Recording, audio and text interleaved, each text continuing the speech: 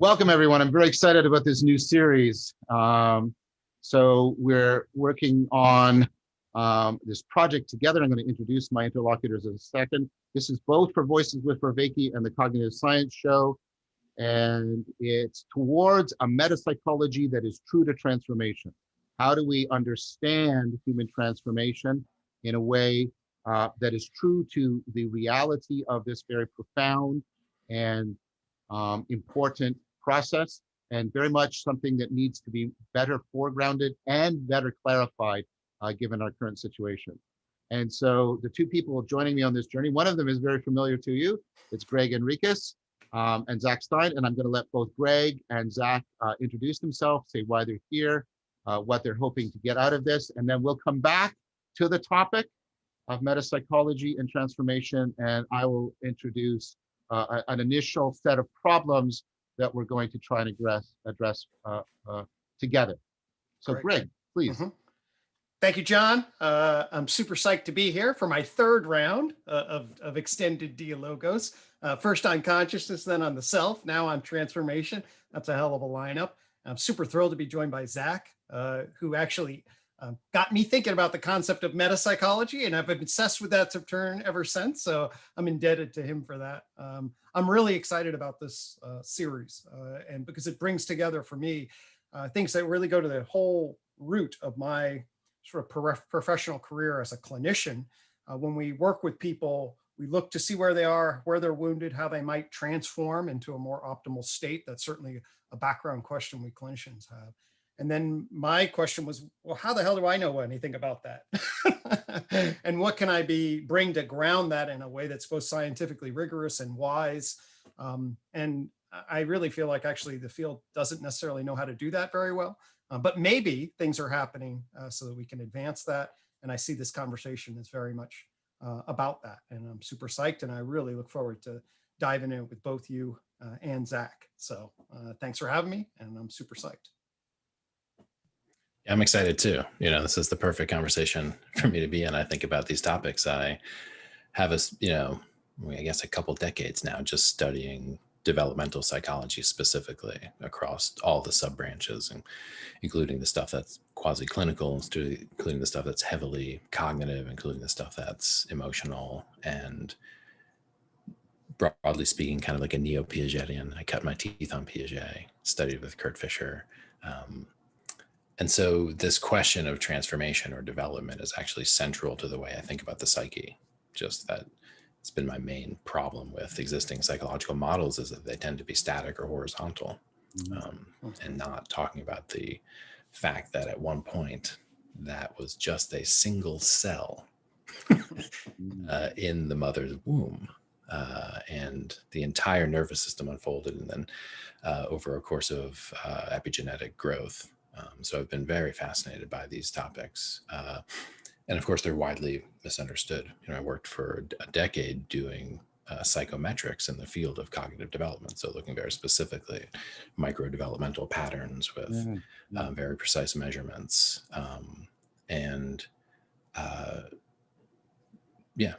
So I'm like, this is very core to it. And then as an educator more broadly, I started to understand that process of individual transformation as nested in a broader socio-cultural process of transformation, essentially, which would be something like cultural evolution or cultural transformation. And education being a critical catalyst in whether a society transforms or whether a society actually doesn't transform. So I think I'm really curious where this is going to go, and fascinated to hear both of you, and thrilled, kind of honored to be invited. So thank you. Well, I'm thrilled that you're here, Zach. I'm glad I finally get to do something. We've had some very good recorded discussions, but I'm doing something more long form with you like this is very exciting to me.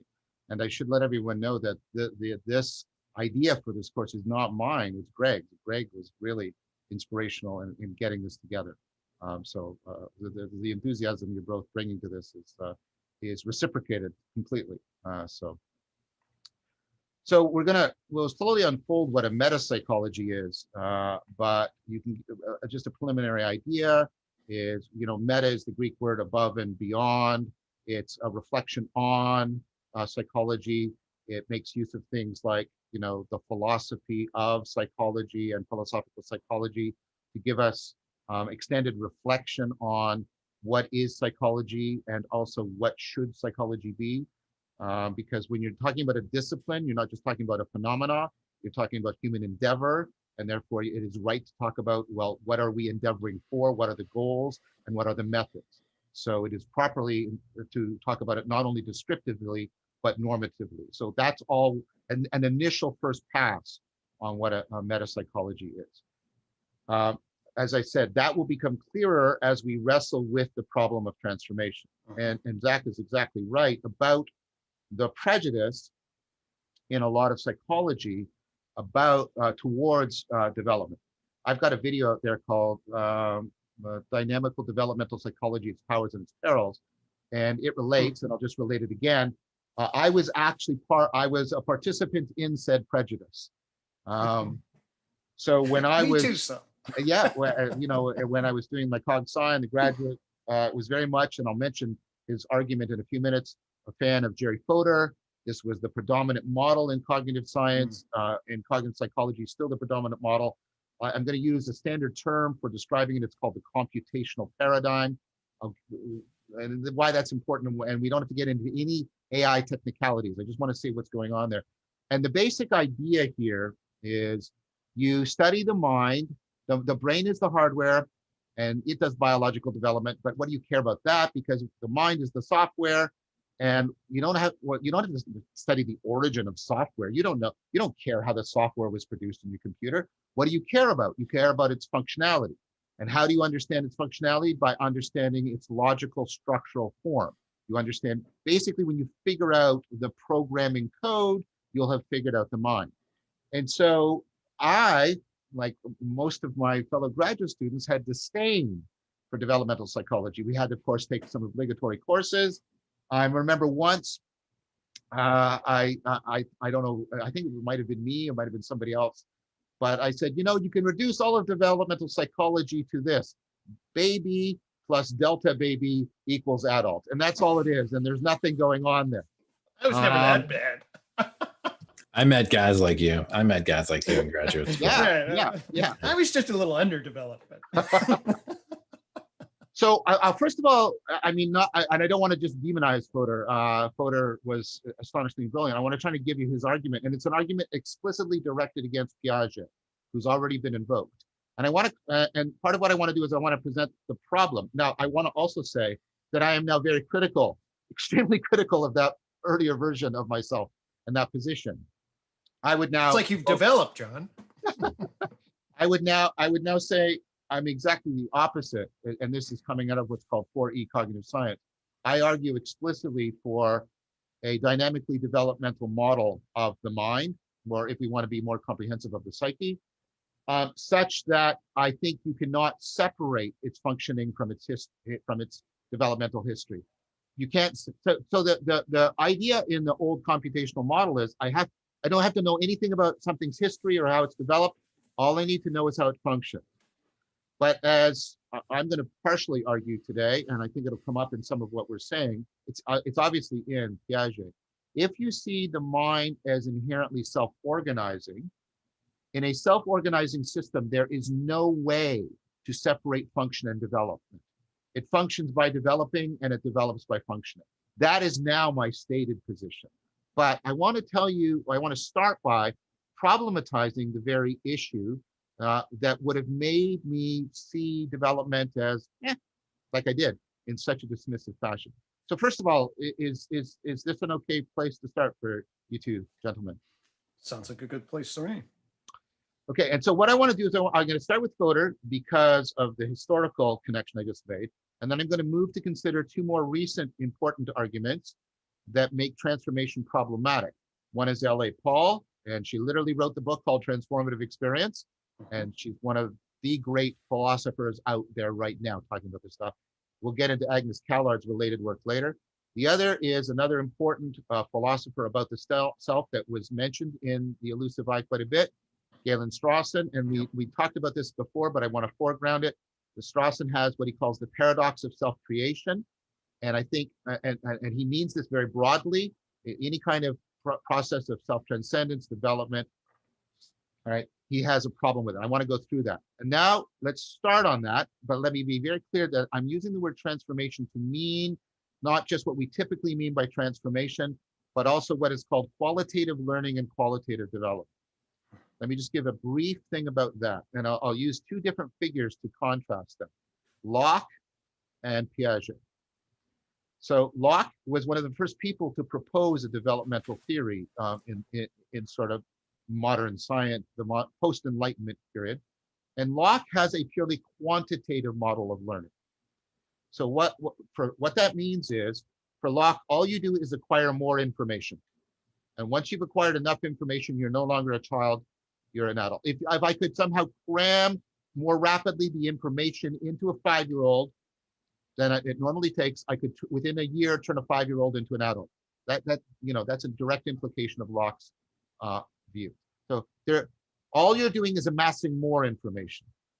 Qualitative learning and development says no, and Piaget typifies this, right? But you can also see it in people like Vygotsky, another great developmental psychologist. It's the idea, there's not just there is not just the acquiring of more information. There is the development, the emergence of new functions that allow you to acquire new kinds of information. That's why it's qualitative development. It's not just more information, but new kinds of information. Let me give you a quick analogy to allow you to distinguish. Think about how much information I could amass with English. I'm amassing a lot. I could write a lot down. I could do a lot, right?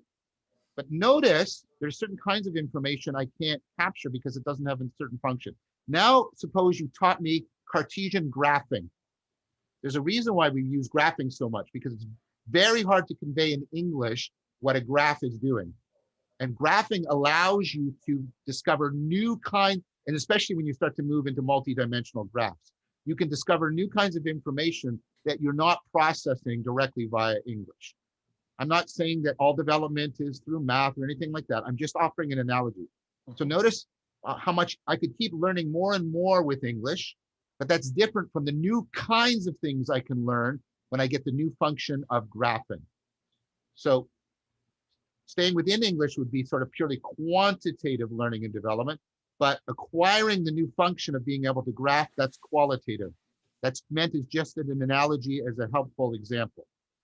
So the issue we're interested in is transformation, which, right, broadly construed to include qualitative learning, qualitative development, the kinds of things that Piaget, Vygotsky, other developmental psychologists talked about, and that have become very important again with the current work of people like Michael Anderson and Thomas Sella. Okay, now all of that. Why was this neglected for so long? I'll try to be and I'll try to take a break after, first, take a break there. Is that okay as an analogy to help people get a sense of what we're concerned with and what we're talking about? Sort of the distinction between Locke and Piaget and quantitative and qualitative development? I think it's a wonderful place to start. And you're right about Locke and Piaget, absolutely.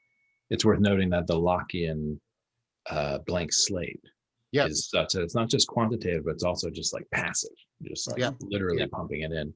Whereas the Piagetian qualitatively developmental thing is active. Yes, and metabolizing the environment. Yeah. And so it's the environment organism interaction that yields development in this very complex way. And then, yeah, your analogy is great. I would say also it's like you can learn vocabulary in English, and then you can learn the rules of grammar in English, which are still about English, but they are now explicit. That's good too. That's an actual developmental sequence. Before you teach a kid grammar, he's just got to have a bunch of words and use language. And so he's learned English, but he can be qualitatively more advanced in his capacity with English with a totally new kind of knowledge, kinds of words, parts of speech, things of that nature. Excellent. So that's an example on the same vector. But you're right about, that you need English to learn graphing. So you use English to make this whole qualitatively new leap into, representations, quantitative representations, which are extremely abstract. So that's a wonderful segue in. It's very important. Amen. I'll just add a quick point just in relationship to when we're thinking the whole person. Of course, there's the cognitive capacities in relationship to think. And then, of course, there's also the whole motivation, Yes. emotional Yeah. elements. Those of you that remember puberty may remember a transition that wasn't just a function of learning, but all of a sudden something happens in relationship to both the body, the emotions, the drives, and that we all have. So there's that whole multi-layered, if we're talking about the human psychology, of course, which I know, but I just figured so folks can have that in mind. Thank you. That's excellent to point out. Yeah, we want transformation to include like learning and development, but we also want it to include, as Greg said, the whole person, and all the way up to what people often mean by transformation, something that has a spiritual existential connotation to it as well. So we want to use the word transformation to cover all of that in a comprehensive manner. Yeah. So now, why is that? Why is it problematic? And why was it neglected or dismissed, as I previously did? So let's start with Fodor and his critique of Piaget. And then we can talk a little bit about the response.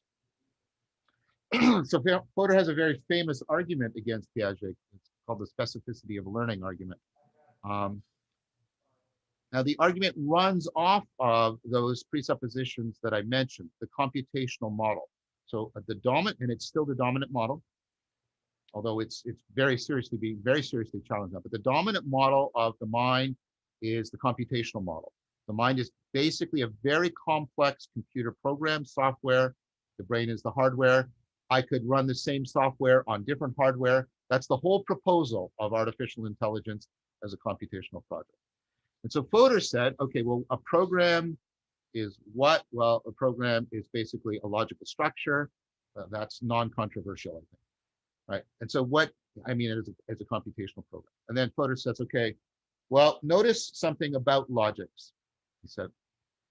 So what Piaget is proposing is a change in the function, what Fodor calls change in the competence of the individual. The individual has new functions, new things they can do that they couldn't do before. And we've all agreed that's a good way of understanding what Piaget means by qualitative development. That's clearly Fodor's understanding.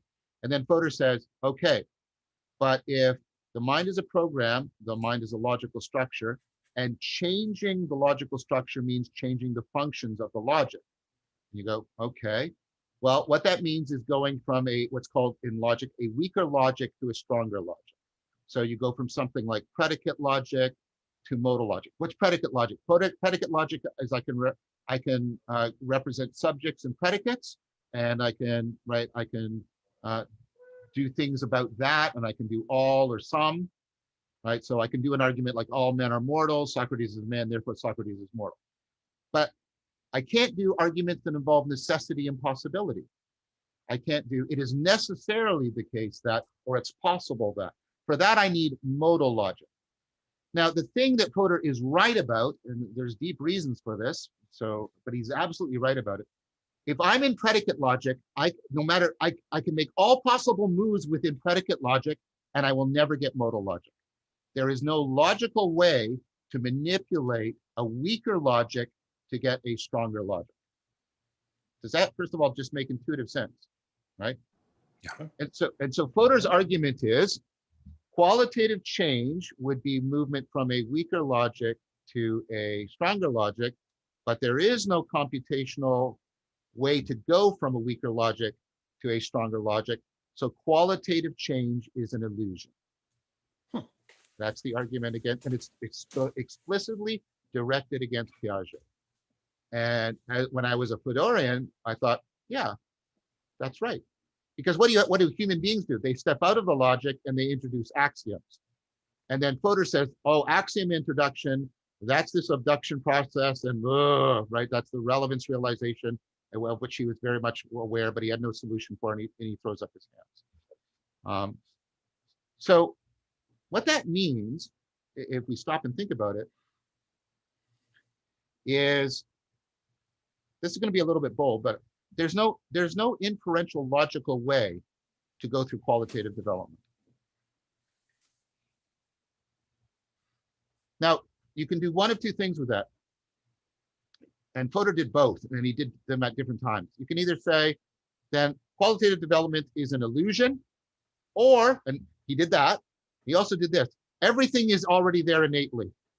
There is no development. It's just some sort of super Platonic innateness, and everything is there, and it's just been made explicit. And both of those, and then there's, you know, sort of these arguments between these two. Now, I want you to consider that if all you have is the computational paradigm, that argument, I think, is very powerful. I took it to be a powerful argument. I took it seriously. I took it to be, wow, yeah, I guess. But the problem I progressively had was it was not gelling with my own practices. It was not gelling. So if you look at the one of the first and earliest responses, almost the same year that the, well, no, same decade, Marshall and Schultz came and they said, yeah, you don't do development that way. You don't do it computationally. And they proposed a neural network model that invokes a cyclical form of dynamical self-organization. And when I saw that, I went, yes, that's it. And that makes sense to me because the dynamical self-organization is already there insofar as you're dealing with a living organism. And living organisms are dynamically self-organizing things. And I'm going to come back to that theme. But right now, I'm just setting out the problematic. So the first problematic is there doesn't seem to be any computational way of accounting for qualitative development. So this now leads into the second argument, which— John, can I ask a quick question? That's not so much. Please interject and intervene. Yes, I know. I know. That's the whole point. Anyway, John, I'm asking a question. And this, the reason I was slightly hesitant is because it's loosely related, but it's more of a technical theoretical question that I wanted to run by you in terms of how to frame the computational theory of mind and whether or not, in your experience, is that always framed in sort of what I would call sort of the strong AI version? In other words, to be a believer in the computational theory of mind, because I sort of came at it because outside of cognitive science, but with my looser but framed but weaker version, so that computational neural networks would be in a weak version of computational theory of mind. And so I'm just that bumped into my head in relationship to so this is a pet peeve, and I will try not to grind this axe too finely. Okay. I think calling it computational is a way of saying it's some kind of information processing mechanism, which is irredeemably vague and useless, because then nothing sort of stands against it. It's like saying it's made out of stuff. It's that vague. If you take computationalism to be something that neural networks saw itself in direct conflict with, that's how I want to use computation. Okay. Perfect. Computationalism is the idea that the mind works in terms of propositional representations that are manipulated according to some logical mathematical set of rules. Yep. Right? I've struggled with that for a while. Actually, that helps. Okay. So it would, to my mind, the computational framework understood that way, which is properly how, the AI framework ran for a long time. Certainly the strong version. Yes. Yeah, exactly. Now, if you mean now there are people, one of my colleagues, Brian Cantwell-Smith, he's trying to go back to the ontology of computation and say, we need to rethink what we mean by that. That's fine. But I would also say to Brian, that's not how people like Fodor were using the term computation. Okay. Perfect. Thank you. Okay, so here's L.A. Paul, and this is much more recent work. I've gotten to meet and interact with Laurie personally. Wonderful person. I highly recommend her work. So L.A. Paul introduces a problem, and you'll see how it's related to the Fodor, but it's more specific because it has to do with the idea of the idea of transformation and development at the moments of decision that we make. So she brings in the aspect of decision, which I think is very important. And she does it with the Gedanken experiment. Because that's what, this is one of the tools of trades of philosophers. And she says, so I want you to imagine this. Your friends come to you and they give you irrefutable evidence that they can do the following. They can turn you into a vampire. Should you do it? And then she says, notice that you can have all kinds of beliefs about vampires and knowledge, but notice there's two kinds of things of which you're ignorant. And I'll use my terms, and I have mapped them onto Lori's terms in front of her, and she was happy with that. And one is, I think, very good. So she says, first of all, you lack you're perspectively ignorant. You don't know what it's like to be a vampire, in the way that Thomas Nagel, if you don't know what it's like to be a bat, you don't know what that will be like, what that salience landscaping, what your states of consciousness, you don't know. You don't know. The only way to have that is to be a vampire, and you are not yet a vampire, so you're ignorant of that. You also have participatory ignorance. Your identity, your structure of preferences, and the things you identify within yourself and disidentify are going to change. So you don't know who you're going to be. You don't know, right? So you don't know, yourself is going to change. So the values you have now and the identity you have now are not the values and the identity you're going to have there. So you can't judge. And then you will, when she says, well, then you'll say, I just won't do it. But she said, well, there's a problem here, because there's an exact symmetry of ignorance. If you don't do it, you don't know what you're missing. You deeply don't know what you're missing. But if you consider doing it, you don't know what you're going to lose. You deeply don't know what you're going to lose.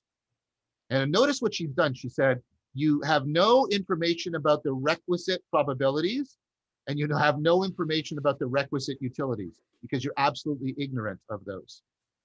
So you can't use standard decision theory where, well, here's the probability of the outcome and here's the utility. You can't calculate your way through it. You can't infer your way through it.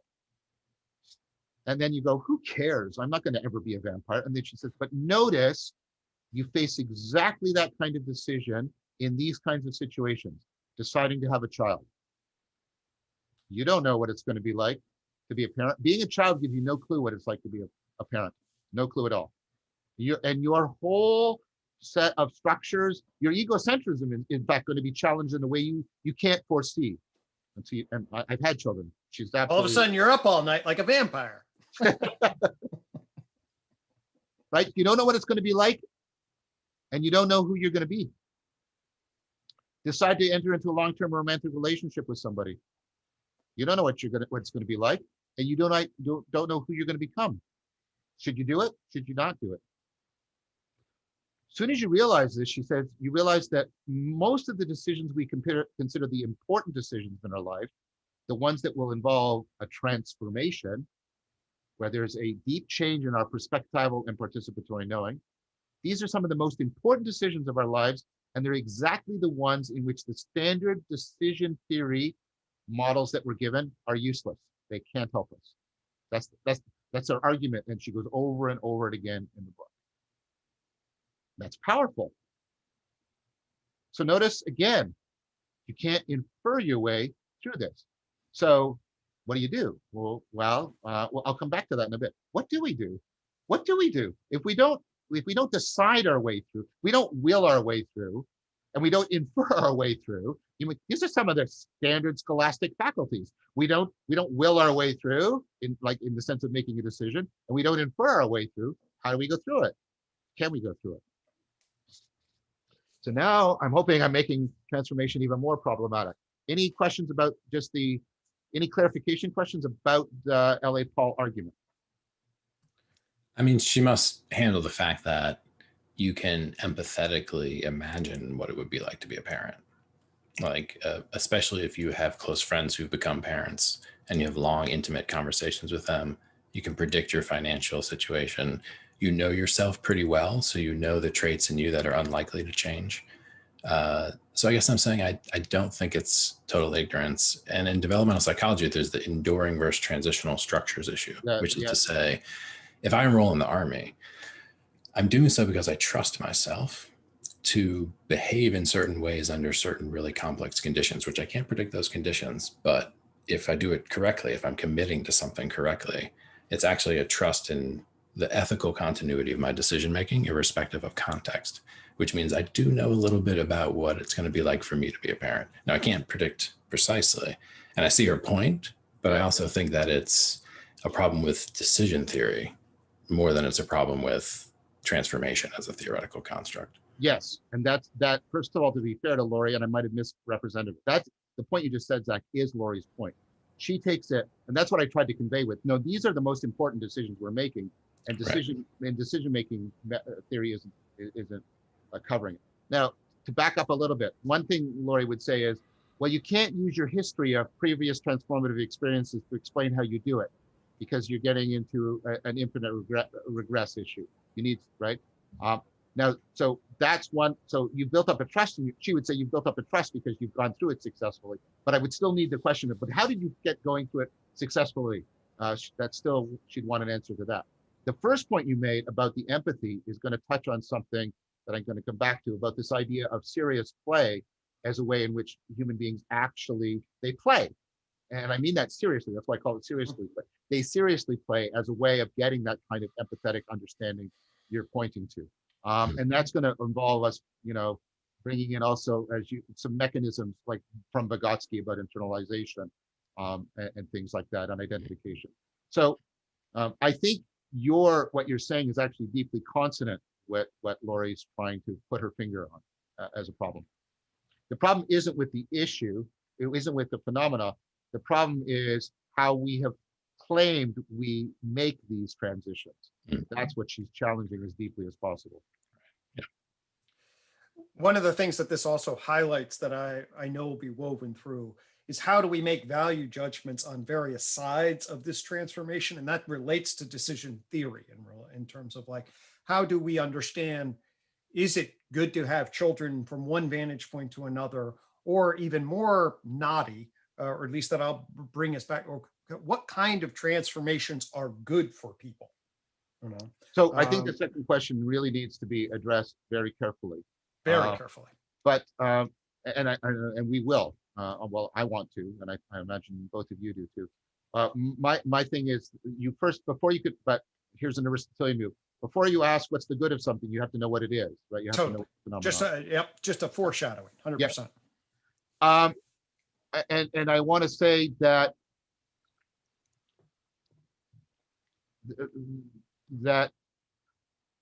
just to foreshadow, I'm going to propose that why play is so fundamental to qualitative development and why you see it across species is precisely because it allows you to get to that liminal place where you can get a perspectival and participatory taste of the other possible you and possible world, while not having fully committed. Because the problem is the irrevocability of these decisions. If the decision is revocable, then who cares? Just try it and back out of it if you don't want it, right? I'm going to ride a motorcycle. Well, then I'll stop riding motorcycles. Nothing, but you can't do that with a kid. And it's really disastrous to do that in a romantic relationship. It's really disastrous when you decide to take up a new career or move to a new country, right? So I wasn't quite pointing out one other aspect. It's the irrevocability of these important transformations that is also at issue. I just wanted to make sure that's clear. And so you got to get people, you've got to get a place where they can invoke the perspectival and participatory knowing of what it could be without having moved to the point of no return. And that's going to be what serious play allows us to do. Sorry, Zach, I just wanted to bring that in as a further sort of point of the issue. Okay, and then that takes us to the third problematization argument, which is Galen Strawson. And Galen Strawson says, whenever you're talking about self-transcendence or self-creation, and he uses them pretty much interchangeably, and I think that's fair in this context, because every act of self-creation would involve some self-correction, and self-correction involves self-transcendence, and every act of self-transcendence involves creating some new function, self-creation, blah, blah, blah, blah. So I don't think anything hangs on that. So here's the paradox of self-creation, self-transcendence. If myself makes it, it's not transcendence. It's just me. Same me. Where's the newness? Where's the novelty come from? And if there's genuine novelty, then it is literally unfamiliar to me. It's not part of myself. And so it's heteronymous, right? And so it's imposed on me. And it's therefore, right, not self-creation. So if it's, notice what he's done here. If you preserve the autonomy of the self, there's no creation. And if you preserve the novelty of creation, there's no self because the self has lost its autonomy. And he says, you're locked into this. this paradox of self-transcendence. And this is what Agnes Callard tries to propose with her model, a solution to in her model of aspiration. Now, before going into that, because I want to stop soon and let you guys riff on all of this. Before going into that, Ellie Paul, I'm sorry, before going into all of Callard's work, I want to point out that Callard has an argument why you can't just step back into sort of a kind of romanticism about all of this and say, well, then there's no rational aspect, right? There's no inferential, there's not, it's all, you could be sort of wildly romantic, and it's, you know, all these irrational forces and right, and it just happens, and there's no rhyme nor reason to it, right? And you know, and I'm being a little bit cruel to romanticism, but nevertheless, there are versions of that out there, at least in popular culture, right? It's just, you just let it go, and you know, and you'll get through intuitively. And Callard points out, well, that's not going to ultimately work for you, because we typically want to recommend to people that they become more rational and they become wiser. You go, yeah, we do, right? And by rational, she doesn't just mean more logical. She means more comprehensively self-reflective, overcoming self-deception, things like that, right? And notice how we have words that bridge between rational and wise, words like maturity, which is a normative term and a descriptive term within developmental psychology. And we'll have to come back to that. What is it when we recommend to people that they should grow up? Right. So you say, well, why that's a problem? Because if I tell you or me, who is currently foolish or irrational, that you should become more rational or wiser, I'm actually asking you to go through a process of transformation. And if that process is itself foolish and or irrational, I'm caught in a performative contradiction. I'm telling you to engage in a foolish, irrational process in order to become more rational and wise. And she says, that doesn't make any sense. So we can't just go to a sort of open, laissez-faire romanticism. We have to somehow integrate rationality and the cultivation of wisdom and virtue into our developmental picture, or we are going to get caught in this self-contradiction. I think that's a powerful argument. And she proposes this, the process of this, she calls proleptic rationality. That's a technical term. The term she uses in general is aspiration. Human beings aspire, and they do this in a way that we find justifiable. We find, no, that made good sense that they did that, right? That was a good thing for them to do. And so for me, that argument means our response to the Fodor argument and the L.A. Paul argument and the Strawson argument can't be, like I say, a kind of loose romanticism. We properly have to situate the development of rationality and wisdom within any model of development and transformation that we are proposing.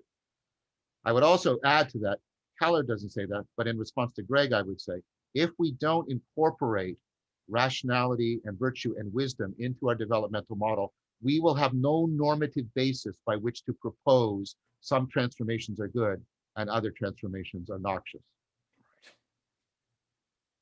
So that's the overall problematic structure I wanted to set for us.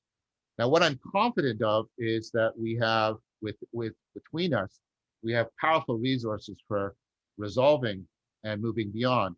But I take it as a pedagogical principle that the solving of problems clarifies any theoretical claims you want to make in a way that's epistemically valuable, and also it's valuable for people knowing. It's also valuable existentially for people growing, because they start to see, oh, right. So I want to say two things, just to invoke two things. As I mentioned, I think the problem of the sort of problem that L.A. Paul put as specified here, as I've already indicated, I think that's solved by what I call serious play. I'll just quickly give an example of what I mean by that, and it's not meant to be exhaustive, and then what I want to gesture with that.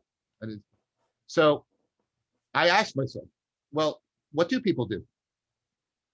And I think Zach was alluding to this in a way, but then I wanted to think about it, and I wanted something that would generalize to kids, because they go through these huge transformations too. And so what I put my finger on, and other people have too, is this idea of serious play. So let's go back to having a kid. Well, I looked around, and this became really the case in COVID, by the way. People who were considering having a child, but that's irrevocable. What did they do? They got a dog. They get a dog, and then they interact. They get pictures with the dog, and they name the dog, and right, and they do this thing. They do this enacted symbolism, where they're not imagining in their head, like they're not creating a mental picture of a fictitious child. They're doing what Corbin calls the imaginal. They're interacting with this as if it is a child. And it has enough of the properties of a child, and here's where I think Zach's point comes in, where they can trigger the empathetic machinery. The dog's a living thing. It has emotions. It has needs. It wants attention. It wants love, right?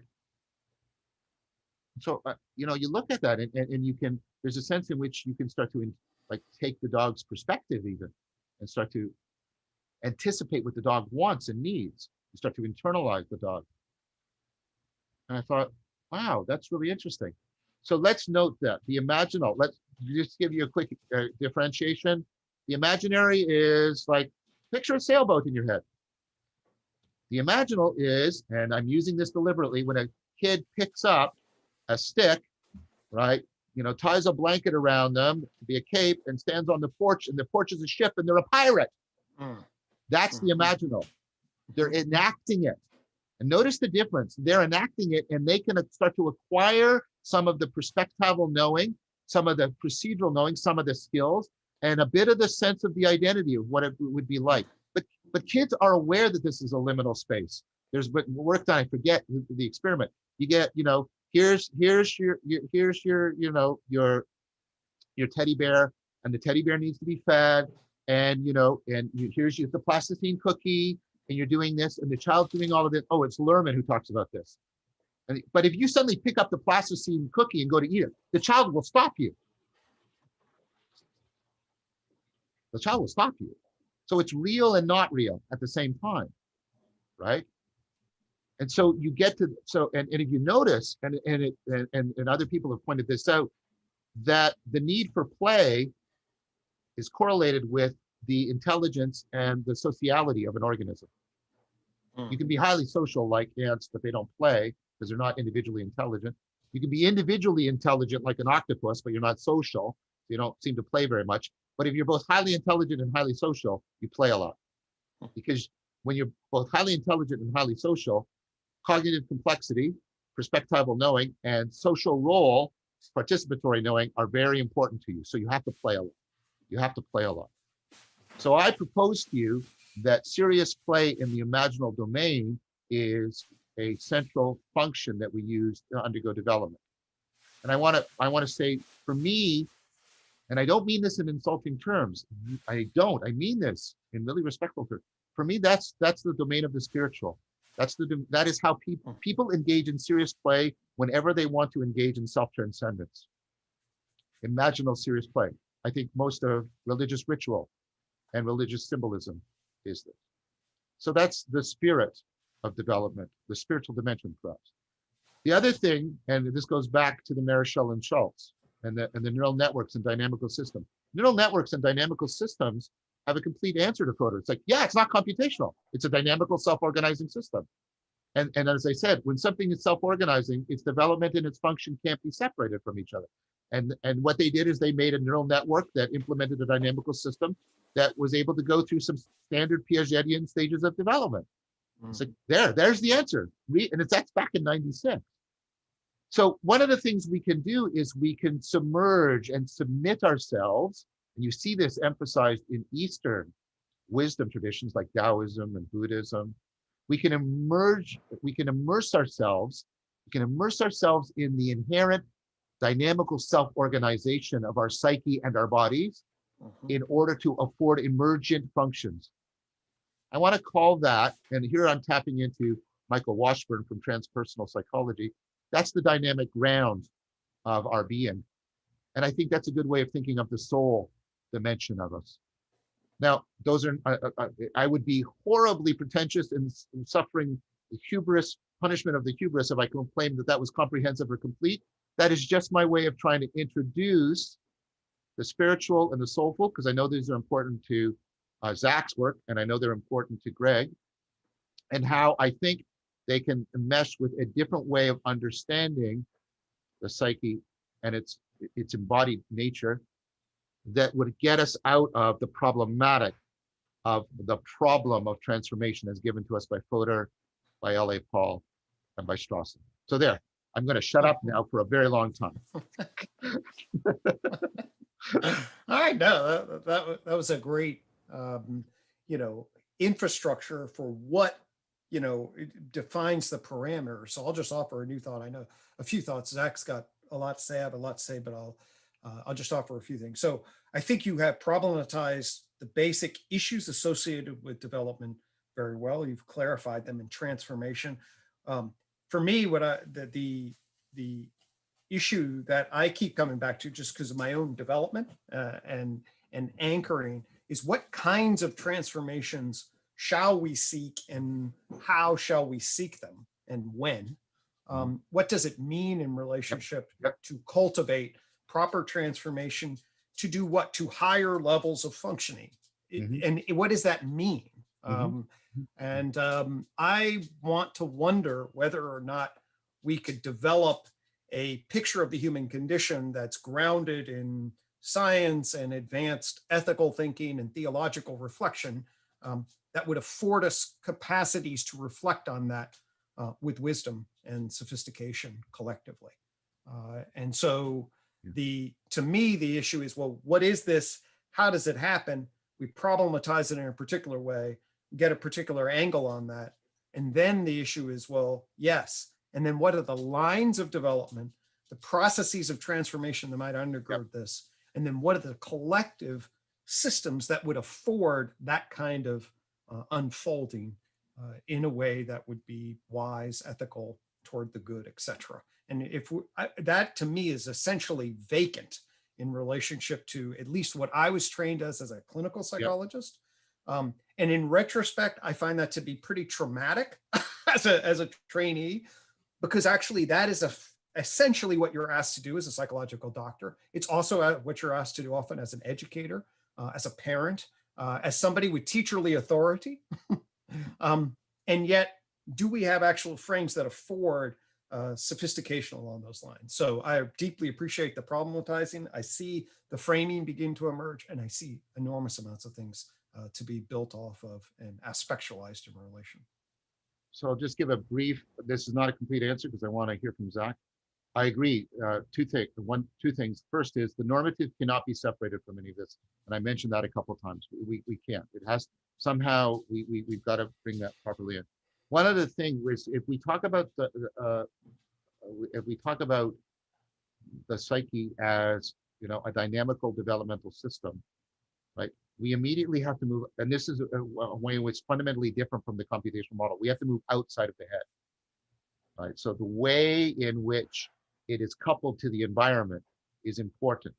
And what that means is, when we're asking this question, the normative question about transformation, we're not just asking a question about the psyche, we're asking a question also about reality, right, in an important way.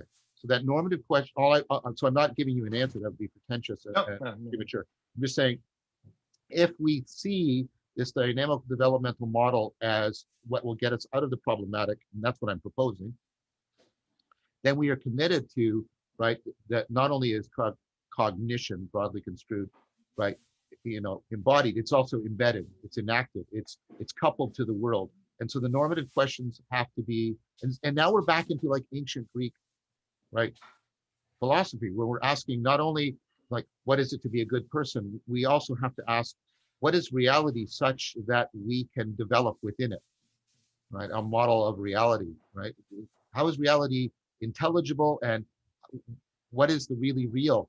Because part of the answer, almost always smuggled in inappropriately in psychology, is, well, this is good development because it's putting the person in touch with reality.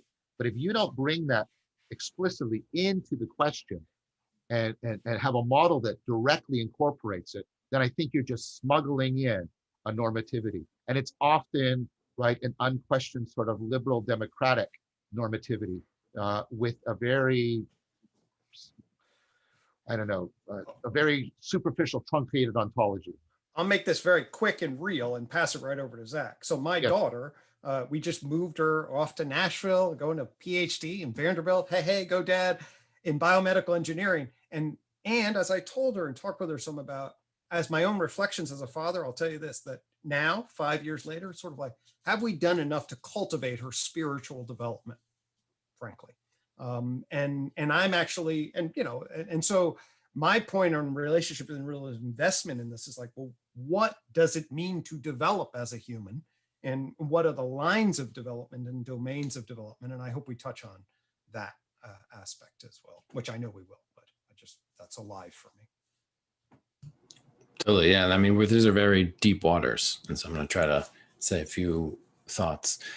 So one is that, yeah, I, of course, encountered Fodor's arguments in graduate school because I was working with a neo-Piagetian, Kurt Fischer, who in the 80s had a dynamical developmental model, and in the 90s was doing, dynamical systems modeling to show the Piagetian stages. And so that response to Fodor's argument was, of course, Piaget's own response. He was deeply organismic thinker. But it was actually the engagement with Fodor and a couple other cognitive psychologists that made me realize that, and Greg would agree with this, the problem with psychology is actually a deeper problem with the ontology of modern science. So if you have a kind of flatland Humean ontology of disconnected entities bumping into one another, then it's hard to explain transformation. Forget human psyche. Try to explain a seed, right? Try to explain things like evolution and other processes like butterflies that emerge from caterpillars. And this question of like, is it still itself? Is it not itself? Has it changed? Where does novelty actually come from in a universe where everything's no?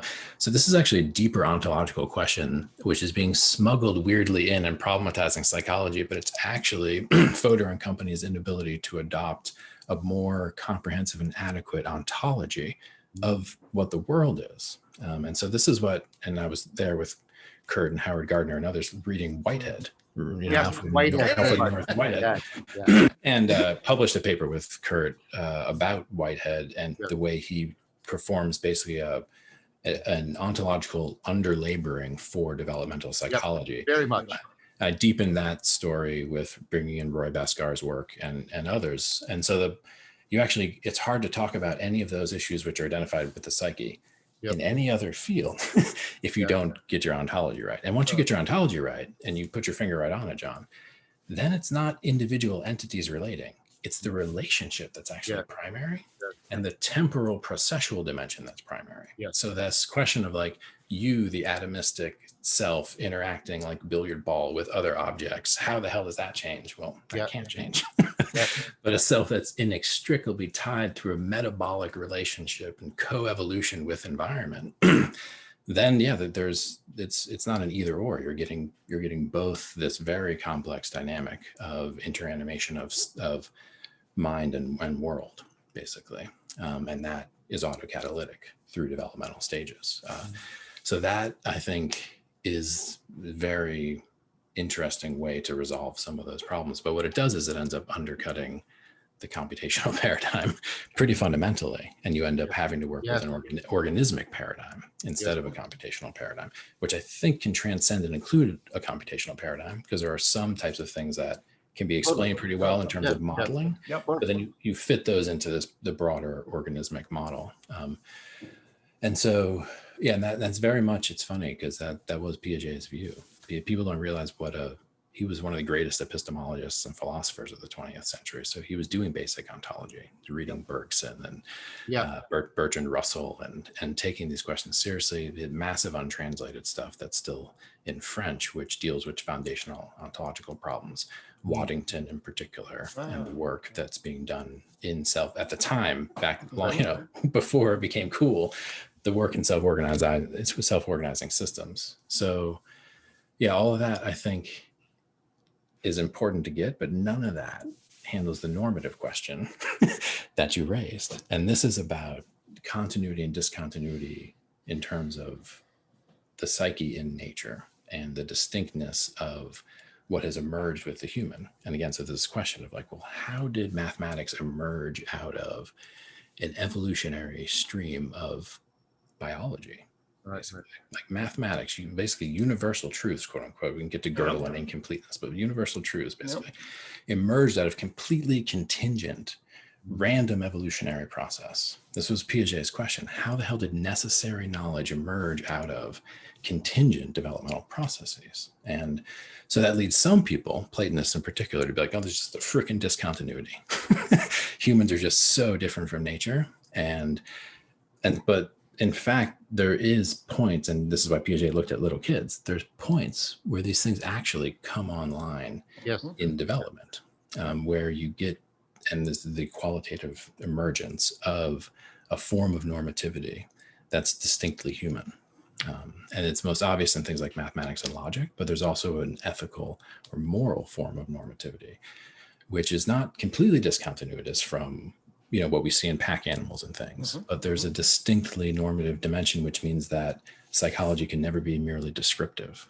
We're always in the game as ourselves, needing to be justified in our behaviors, never just taking as an object the normative field. And that is, again, I think something that is neglected, but it can't be in fields like education and therapy. So you get to crypto-normative move, which is what you described, John, where you skip the deeper epistemological, ontological questions and take as a given kind of the conventions of one's culture. These are the telos of individual development. And so that's a few reflections there about kind of how that works. And I think this question of, in my own life, when you think about your most important decisions, kind of how do you weigh those, and how do you give someone advice about preferable directions for their own transformation when it's hard to do the imaginal work of transposition, and you don't know if the world will support their development. And so these are really deep questions that educators and parents and therapists and anybody basically has to face about their own life. And so I think that's actually a really good grounding, because I think there is a tendency for us to want to kind of contain and control our own development. Like, as I see this in the human potential movement, like there's a logic of self-instrumentalization, where you have a fixed kind of almost neurotic control over your own future. And if you're doing that kind of decision procedure, then these paradoxes will completely bother you because you're trying to make the most rational possible decision for optimal health, optimal income, so that sense of self-perfection, self-instrumentalization. It's very important that there's a way to think about your own future without falling into that trap of needing to so radically create it and control it that you're basically creating some kind of commodity of yourself. So there's some stepping back when you take a dynamical systems view, and this is where I'll get into the spiritual bit. There's some stepping back into the faith in the self-organizational process itself. So this is the faith in the dynamic ground of being, which is necessary if you're going to take a more comprehensive view of transformation, because you don't know what's going to happen, but you have to have faith in the dynamic ground of being. And so that's interesting. I think we'll have to get more into the soul spirit terminology, because I'm using them quite differently. But I completely resonate with what you described when you described the phenomenon you put those words on. So we'll get into that. So I'll pause there. I said a lot. Yeah. That's great. Yeah. And I think one of the things I was trying to provoke, and I know neither one of you are hostile to this, because I'm also interested, because this also gets left out of most accounts of development, and it's a travesty, right? With respect to most of our history and then the rest of the world, the role religion plays in development, for good or for ill, just pretending that it's not there I mean, in my own life, that like I feel that there's whole parts of my own past that are just ignored by sort of mainstream, developmental psychology. It's like, but like, why is this phenomena universal across time and across cultures? Why is it universal? Why do people dedicate their lives to it, often at great cost? And also, why does it have such power, again, for good or for ill? It can transform people into angels or into demons. How? Why? That's also something. And that, for me, again and again, I'm not trying to be reductionistic, but like, you can at least see that a huge part of religious behavior is serious play within this imaginal realm, right? And having faith in its capacities for dynamical self-organization and to produce emergent phenomena. I just did, with Guy Senstock and Christopher Mastropietro, we did the whole program over a weekend of circling into dialogos, and we taught them, some basic meditative practices, an anagogic contemplative practice. Then we taught them circling. Then we taught them philosophical fellowship, and then we taught them dialectic. And then at the end, the people they're like glowing, because they get into a place where they create a dynamical system of emerging, co-emerging intelligibility between all of them, very much what Plato's after in the Socratic dialogues. And they come out of it, and the only language they see seems fit to describe this experience is religious and spiritual language. And that is not a coincidence, regardless of their background. They can come in atheist, secular. That's one of the reasons, in fact, why people come to these practices. And yet the language they start, and you can hear the hesitancy in their voice, and I understand why. There's horrible history, but on the other hand, it brings up a real question that I think is also seriously neglected, which is, well, it looks like some of the most profound transformations people have are deeply bound up with religion and spirituality. So let me give you one empirical example, not just like these anecdotal historical examples. The Griffiths lab, you give people psilocybin, and everybody has a psychedelic experience. That's given because of the mechanics of the drug. But, and this is not given by the mechanics of the drug alone, a significant proportion have mystical experiences. And then you track those people, and you find, contrary to established doctrine, that they have long-standing increases in openness, which is a big 5 personality trait that is supposed to remain stable and even decline as you move more and more into time. And you get reliable, the opposite. And what do people say about these mystical experiences? Well, of course, they use very spiritual language. They talk about the really real. They talk about, if some of them, even if they're religious or not, they start invoking God. And I'm not trying to push any particular thing here. I'm trying to point to a phenomenon that we need to bring into this account in a deep and profound way that is seriously neglected. That my department, although I'm trying to change this, my department, this is the psychology department of the University of Toronto. It is one of the great psychology departments. I'm biased, but there's objective evidence to support that, right? I'll support that. It doesn't have a psychology of religion course.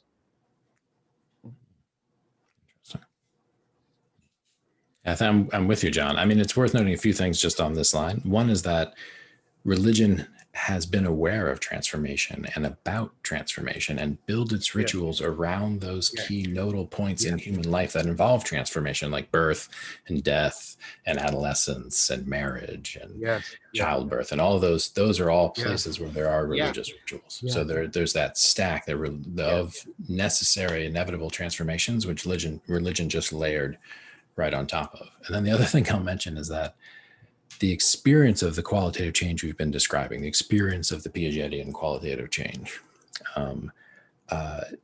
like the birth of people always talk about higher levels of development and how that's all spiritual. But Piaget talked a lot about the birth of the semiotic function, which is a distinctly human way of using signs and symbols and things, and a gateway into this imaginal you're discussing, Jonathan, where you lay on top, and that, although the kid can't describe it, the power of the word when it first emerges as a possibility within the nervous system. So there's this sense that whenever you move up, and I'll get into scaffolding when I talk about the Neo-Piagetian model, which doesn't say you're at a level, it says you're moving all the time between them. You can be scaffolded up in a kind of peak experience by others into seeing from a higher, both cognizing and feeling in a more complex, more nuanced whole way. Like it's hard to have that experience and not feel a religious sentiment, which is a sentiment that something of ultimate importance has happened. Yes, ultimate concern. Yes, ultimate concern. Zach, so while we were doing discussions with people about what they were going through, Guy brought in Helen Keller's story about she's deaf and dumb, and water, Right. and you know I forget the name of the therapist, right? Keeps doing the sign into her hand, and then she said, and then she got it. She just got it, right? And it's like I talk about this as like not just an insight, but a systemic insight. It's not an insight into this problem, it's an insight that changes how you find all problems, right? And how like a world opens up to her, and of course, and these two are not separate. I only separate them because languages and time, right? A world opens up to her, and the self opens up within her simultaneously when this happened. And she luckily she was past childhood, so that she didn't suffer childhood amnesia, so she could actually relate the memory of that experience. Exactly. No, and you see it, and this is one of the reasons developmentalists study children, and it's also one of the reasons that parents love their children, is that over small time scales, you can see these types of world opening experiences. And this is what we want from higher education and other things. And true higher education, you have that experience. A good book will give you that experience. You're scaffolded up and you see. And so, I think there's multiple ways that the religion comes in. And this question, and I use this phrase, it's Habermas's phrase, the untapped semantic potential of religious language, meaning that there are some qualities of experience. He was particularly concerned with the way we protect vulnerable forms of community life. Basically saying like the only language you kind of have for that is religious. And he's Habermas, he's not a new age guy, but he's saying is like, we have to be careful, but we need to find a way to get this untapped semantic potential into the field, or else we're gonna lose our ability to protect these vulnerable forms of life, and we'll be left with a kind of a language that is too weak to actually describe the fullness of our experience, and that's a very difficult situation to be in. So the same state, which could be, if well interpreted, change your life, if not able to be interpreted or talked about, can be a deep source of confusion. And so to the psychedelic research, a reintegration into life becomes extremely important for stabilizing that. And that same work with, working with meditators and others, the language around religion has to be rich. And there's so much of life that can't be described with other forms of language, transformation being one of those, witnessing the transformation of someone else, experiencing the transformation of a community, or even a historical epoch. And I'll talk about that when I have more space. But this question of how thinking about the development of the individual psyche can apply to thinking about notions of culture, things of that nature. Very important to end up discussing at some point, because the same normative issue, the same issue of how do we propose for the development of a culture or a civilization, normative trajectories, analogous parallels, things of that nature. Yeah, and that's exactly right. I want to riff on that last point for 1 second, then turn things over to Greg. Yeah, that point you made about not only do we want to talk about the normative dimension and the religious dimension, we want to talk about how they are deeply interpenetrating and interrelated. Important. Well, in this, for me, this is right at the heart of so many of my concerns. What I'd like to do maybe next time is problematize psychology a bit. Yes. In relation. So Zach mentioned this whole, well, what's the ontology that we're operating from? And I've, over the years, have come to realize that was a core question that I was grappling with. Although I initially early framed it as epistemology, because I was actually confused about those terms. But I think a lot of psychologists are, is they try to reduce knowledge to scientific epistemology. You actually get trained as that as a scientist in a particular way. Roy Bhaskar points this out as an epistemic fallacy, but it's essentially, I got trained in my undergraduate, coming into graduate school, oh, the scientific method reveals particular truths, okay? And the scientific method has revealed that if we apply cognitive and behavioral strategies to people, we make them healthier, okay? And then I got into the world and realized, oh my God, that is not, that the world is 10 times more complicated than that, across multitude issues of both empirical questions about what we mean by mind and behavior, and interpreting the literature at an aggregate level to an individual level to create a relationship, to understanding transformation, for all those empirical questions, which John, and then the whole issue of, well, wait a minute, what are the values that we're engendering here? Right. Okay? So like there's a phenomenon called depressive realism. Depressive realism is that people that are mildly depressed are far more accurate in terms of their abilities and what they can control. Okay, so if we don't want to foster insight, do we want to make people more accurate about how attractive they are and effective they are? Or do we actually want to create rose-colored glasses that are not accurate, but makes them feel happy? That's actually a really complicated question. Yes. And that is not an empirical question to determine what it is. It might tell you what you might get if you apply the technique. There's no way that the empirical task. And I encountered the Thomas Zazian critique that, hey, as a clinician, you guys are secular priests for psychiatrists. And at first, oh my God, my naive undergraduate world of view is, I'll just apply science and solve that problem. Then you realize you grow up and you're like, oh my God, that's exactly what we are. Okay. Or vacant, not up to the task priests who eschew normative value cultural questions and pretend that we can either reduce them to counseling or reduce them to science. The clinical psychologists go science route, and then the counselors go another route.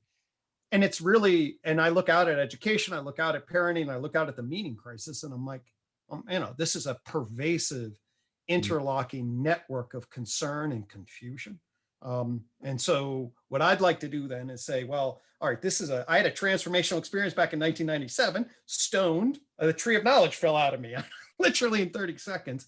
And That's a great sentence, Greg. Sorry for interrupting. That's just a great sentence. That's just a great sentence. Make sure that one's on the transcript. So, and it transformed my cells. I mean, literally, I couldn't stop. I was going to sleep barely that night, woke up, it just everything metabolized in a self-organizing way in that relationship. And, 20 years later, or 25 years later, whatever.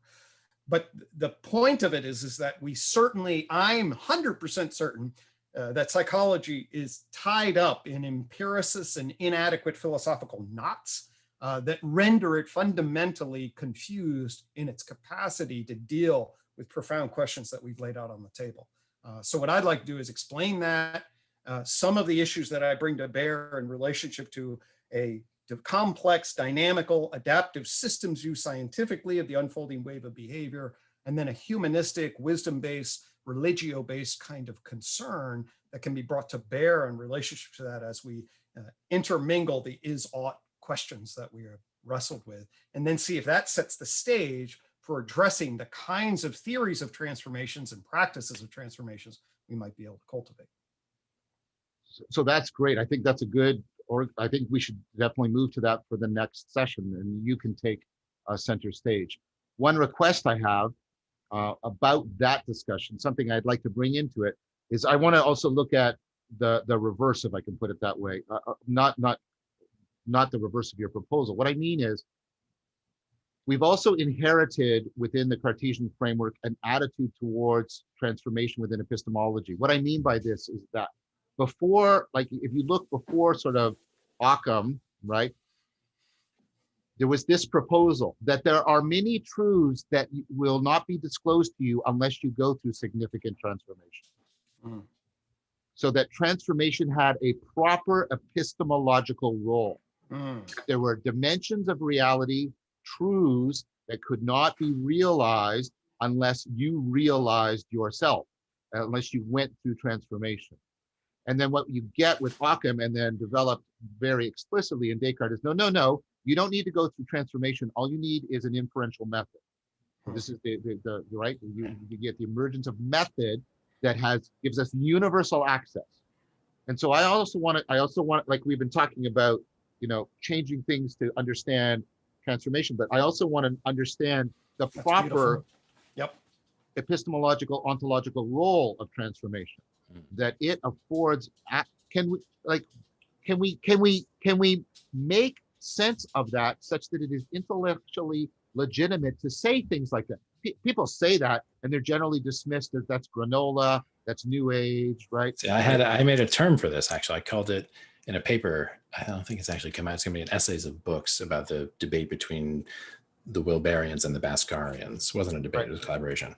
I called it the cognitive maturity fallacy. And it plagues modern epistemology specifically. And Piaget was constantly pointing at it. He's like, that's yeah. interesting that that's your theory of knowledge. Right.